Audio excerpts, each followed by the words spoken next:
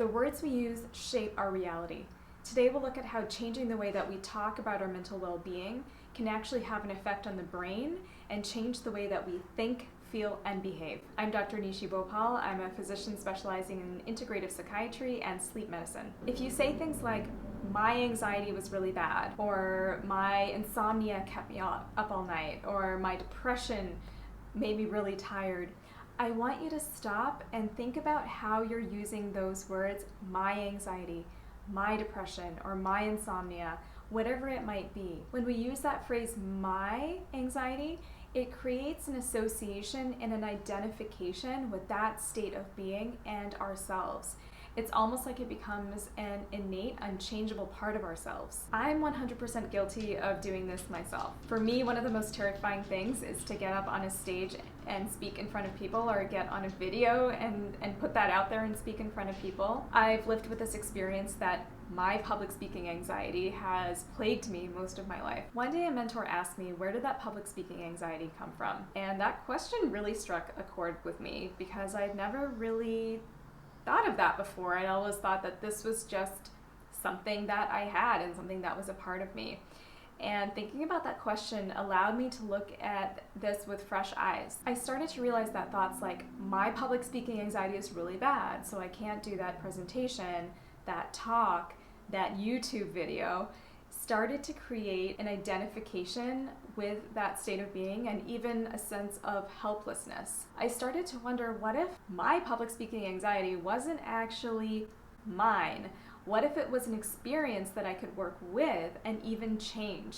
Is it really that easy? Is it just as simple as changing your words? Well, changing these experiences of anxiety and depression, insomnia, and whatever it might be, are not necessarily easy. It's not necessarily easy to do that, but with the right support, it doesn't have to feel impossible. And it starts by changing the way that you talk about it. So I'll ask you a question. What are you identifying with, or what are you owning that might be holding you back in your life? Start by changing your words. Research shows that using negative and even angry words actually changes the way that the brain functions. Over time, the amygdala, which is involved in the fear response and the stress response, the amygdala starts to get more active, and it actually gets bigger as measured on brain scans. This also then causes the frontal lobe to start to get quieter. The frontal lobe is the part of the brain that's involved in reasoning and logic and planning. Our thoughts and words then lead to a cascade of biochemistry that happens in the body, so we get these neurotransmitters and hormones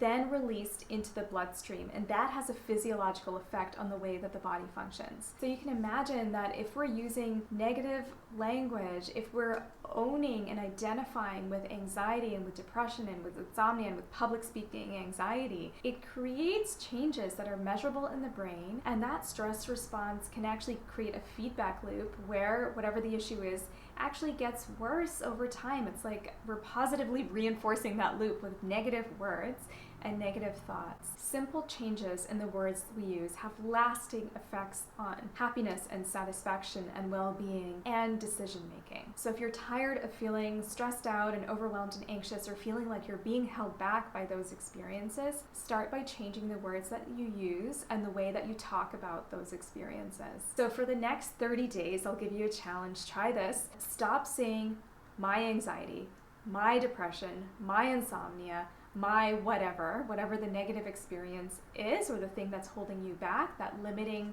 experience. Stop identifying with it and create a little bit of space and just see how that feels over the next month. This is not about fake positivity. This is about being precise.